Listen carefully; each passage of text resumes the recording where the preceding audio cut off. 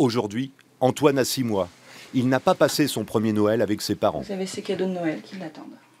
En septembre dernier, le juge pour enfants a ordonné son placement dans une pouponnière de l'aide sociale pour suspicion du syndrome du bébé secoué.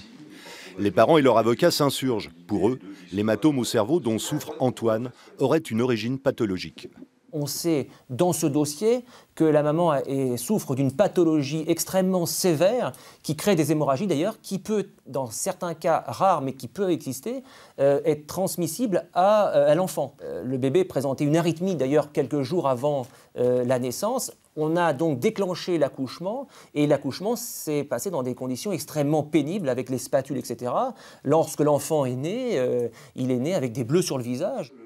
Les parents ont décidé de se battre. Ils affirment que rien dans les multiples examens subis par leur fils n'atteste aujourd'hui la thèse de la maltraitance. Le dernier scanner a montré que c'était un hématome chronique, ce qui prouve déjà que ce n'est pas un bébé secoué, puisque dans la Haute Autorité de Santé et dans la littérature, un hématome chronique ne correspond pas à un bébé secoué. Il faudrait que ce soit un hématome aigu, hématome sous-dural aigu. C'est-à-dire que là, c'est vraiment le principe de secouement. On prend un bébé et on le secoue d'avant en arrière.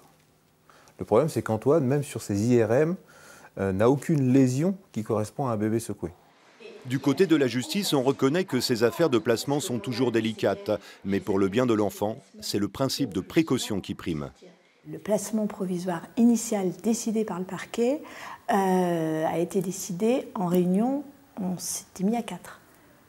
Donc ça vous donne une idée de la manière dont on appréhende ce type de dossier, où on réfléchit de manière collective, chacun donnant ses arguments pour ou contre, pour savoir ce que l'on fait en ayant toujours à l'esprit l'intérêt de l'enfant. Les parents d'Antoine ont décidé de faire appel de la décision du juge qui vient de prolonger l'ordonnance de placement jusqu'en juillet prochain. L'affaire sera examinée à huis clos le 19 janvier.